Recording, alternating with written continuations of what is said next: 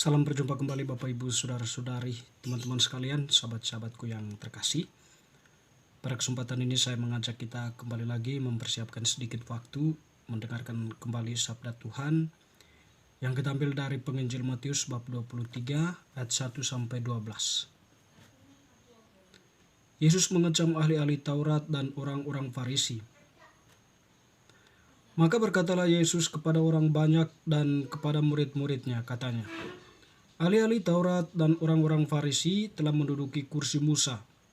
Sebab itu turutilah dan lakukanlah segala sesuatu yang mereka ajarkan kepadamu, tetapi janganlah kamu turuti perbuatan-perbuatan mereka, karena mereka mengajarkannya tetapi tidak melakukannya. Mereka mengikat beban-beban berat lalu meletakkannya di atas bahu orang, tetapi mereka sendiri tidak mau menyentuhnya. Semua pekerjaan yang mereka lakukan hanya dimaksud supaya dilihat orang. Mereka memakai tali sembahyang yang lebar dan jubah yang panjang. Mereka suka duduk di tempat terhormat dalam perjamuan dan di tempat terdepan di rumah ibadat. Mereka suka menerima penghormatan di pasar dan suka dipanggil rabi. Tetapi kamu, janganlah kamu dipanggil rabi, janganlah kamu disebut rabi, karena hanya satu rabimu dan kamu semua adalah saudara. Dan janganlah kamu menyebut siapapun bapa di bumi ini, karena hanya satu bapamu, yaitu Dia yang di surga. Janganlah pula kamu disebut pemimpin, karena hanya satu pemimpinmu, yaitu Mesias. Barang siapa terbesar di antara kamu, hendaklah ia menjadi pelayanmu, dan barang siapa meninggikan diri, ia akan direndahkan, dan barang siapa merendahkan diri, ia akan ditinggikan. Demikianlah sabda Tuhan, terpujilah Kristus. Teman-teman saudara-saudari yang terkasih, pada kesempatan ini Tuhan Yesus atau Penginjil Matius mengisahkan Yesus yang mengajarkan para pendengarnya atau para muridnya berkaitan dengan posisi mereka sebagai pengikut Yesus. Barang siapa terbesar di antara kamu, hendaklah ia menjadi pelayanmu, dan barang siapa meninggikan diri, ia akan direndahkan, dan barang siapa merendahkan diri, ia akan ditinggikan. Jadi pernyataan ini mungkin merujuk kepada posisi kita sebagai murid, bahwa kita sebagai murid atau orang yang percaya kepada Yesus, setidaknya spiritualitas kemuridan ini kita pegang. Dan kita ini adalah pelayan, dan sebagai pelayan kita berada pada posisi merendahkan atau kerendahan hati, atau istilah Yesus ini merendahkan diri dalam arti yang positif ya. Dengan tidak mencongkakkan diri ya, tidak menyombongkan diri, tapi seorang pelayan yang rendah diri di hadapan Allah. Artinya bahwa dia menerima Allah sebagai kekuatan dalam hidupnya.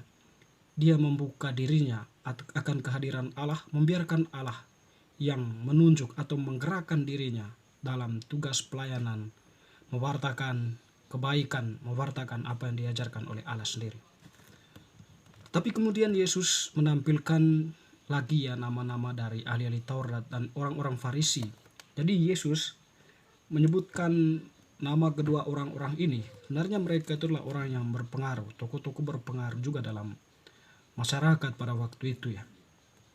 Jadi mereka dikatakan sebagai tokoh agama yang mengajarkan, dan mereka itu mengajarkan kitab Musa atau menduduki kursi Musa. Yesus menyetujui sehingga dia mengatakan turutilah dan lakukanlah segala sesuatu yang mereka ajarkan kepadamu. Jadi apa yang diajarkan? Karena mereka sudah diberi kuasa untuk mengajar. Jadi mereka itu mengajarkan apa yang menjadi kitab sucinya pada waktu itu ya. Jadi mereka mengajarkan itu kepada para muridnya, dan Yesus pun menyetujui bahwa kamu menuruti dan lakukanlah apa yang mereka ajarkan itu. Tetapi bagi Yesus, janganlah kamu turuti perbuatan-perbuatan mereka, karena mereka mengajarkannya tetapi tidak melakukannya. Jadi yang dilihat Yesus di sini adalah bukan pada soal mereka mengajarkan itu ya. Karena mereka menduduki kursi Musa. Tetapi yang menjadi persoalan adalah perbuatan mereka. Perbuatan yang bagaimana? Ada perbuatan yang tidak bertanggung jawab. Mereka melepaskan beban berat kepada orang, tetapi mereka tidak memikulnya sendiri atau tidak menyentuhnya. Mereka memakai tali yang sembahyang. Mereka suka duduk di tempat terhormat dalam perjamuan dan tempat terdepan di rumah ibadat. Mereka menerima penghormatan di pasar dan suka dipanggil rapi. Perbuatan-perbuatan ini tentu ini bukan lagi menggambarkan bahwa mereka itu sebagai pengajar yang memang mengedepankan kehendak Allah. Atau mereka tidak mengajarkan inti, atau mereka tidak mempraktekkan ya apa yang menjadi inti ajaran mereka sendiri. Tapi mereka berusaha dengan ajaran itu ya, mereka berusaha untuk menjadikannya sebagai sebuah pencitraan ya, sehingga mereka itu tampak baik. Tetapi sebenarnya ada maksud terselubung agar mereka itu dipuji orang. Bagaimana dikatakan tadi ya. Jadi mereka lakukan semua itu ya supaya mereka dipuji orang. Tuhan tadi yang mengajarkan bahwa supaya jangan mengikuti perbuatan mereka. Sebab mereka mengajarkan sesuatu tapi tidak melakukannya. Itu menjadi masalah. Teman-teman, saudara-saudari yang terkasih, spiritualitas murid bagi Yesus itu adalah the pelayan. Jadi dia mengajarkan sabda atau mengajarkan kebaikan, tapi tidak berhenti di situ, tetapi dengan kerendahan hati dia juga mempraktikkan kebaikan itu. Dan Yesus sendiri sudah melakukannya atau sudah menunjukkan pada para pendengarnya. Di mana Yesus ya di situ ya, di samping dia mengajarkan tentang kebaikan, tentang kasih, tapi juga dia bertindak kasih. Dia mengajarkan pengampunan, tapi juga dia melakukan tindakan pengampunan. Dia mengajarkan menyembuhkan orang sakit, melawat orang sakit. Yesus pun melawat orang sakit dan sebagainya. Artinya Yesus menunjukkan ajarannya itu ya dalam kehidupan nyata atau mempraktekannya itu dalam kehidupan nyata, sehingga Yesus itu ya dikatakan sebagai guru baru dalam arti tertentu ya dari guru-guru mereka itu ya. Guru-guru lama mereka hanya mengajarkan tetapi tidak melakukan. Tapi Yesus menunjukkan sesuatu yang baru pada mereka, Bapak. Apa yang diajarkan itu mesti ditunjukkan juga dalam kehidupan nyata, ditunjukkan lewat perbuatan nyata. Teman-teman, saudara-saudari yang terkasih, kita sebagai pengikut Kristus zaman ini ya tentu ada begitu banyak fenomena-fenomena sosial yang kita alami atau yang menjadi subjeknya adalah kita sendiri ya. Mungkin saya, mungkin saudara, mungkin keluarga kita atau siapa saja. Jadi kita banyak ngomong, banyak mengajarkan yang baik-baik.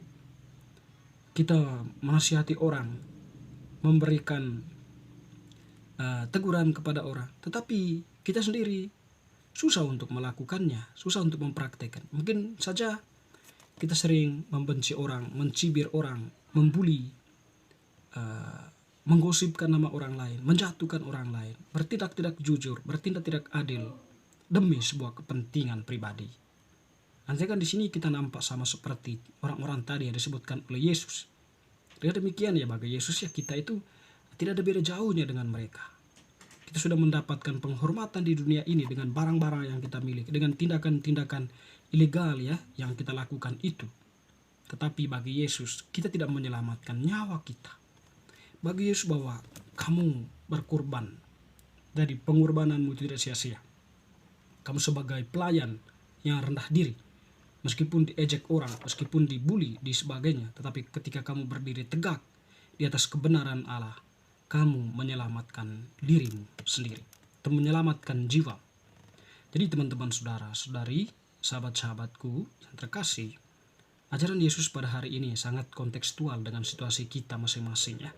Jadi Yesus mengajak kita untuk setidaknya menjadi pelayan yang mau mendengarkan, yang rendah hati, yang rendah diri di hadapan Allah. Mau mendengarkan dan juga mau melakukannya dalam kehidupan nyata. Kita tidak hanya sebagai pendengar, tapi juga kita harus berani untuk memberitakan dan melakukan apa yang kita dengar dalam kehidupan kita. Semoga bacaan hari ini semakin meneguhkan iman kita. Amin.